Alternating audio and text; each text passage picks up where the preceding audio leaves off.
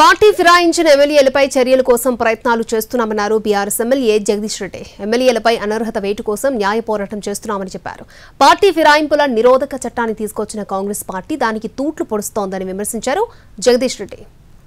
ఫిరాయింపుల నిరోధక చట్టం ఏదైతుందో దానికి వాళ్ళే తూట్లు పొడిచి ఏ రకంగా చేస్తున్నారో, ఒక రాష్ట్రంలో ఒక తిరిగా ఇంకో రాష్ట్రంలో ఇంకో తిరిగా ఎట్లా ప్రవర్తిస్తున్నారో వాటన్నిటికి సంబంధించి కూడా ఒకవైపు ప్రజల్లో ఎండగడతా ఉన్నాం, ఇంకోవైపు న్యాయపరంగా మాకు న్యాయం దక్కాల్సిన అవసరం ఉంది. కాబట్టి దాని కొరకు కూడా సుప్రీంకోర్టును కూడా ఆశ్రయిస్తా ఉన్నాం. సుప్రీంకోర్టు ద్వారా కూడా మేము అక్కడ ప్రతి రాష్ట్రంలో హైకోర్టు నుంచి వెళ్ళి జడ్జిమెంట్ అనుకూలంగా వస్తుందని అనుకుంటున్నాం. ఎందుకంటే అక్కడ హైకోర్టులు కూడా వేరే వచ్చి మాట్లాడినారు కాబట్టి వారితో దానికి సంబంధించిన మిగతా విషయాలను కూడా మాట్లాడడం కొరకు ఢిల్లీకి రావడం జరిగింది. అందరినీ కూడా న్యాయకోవిధిని సంప్రదిస్తాం.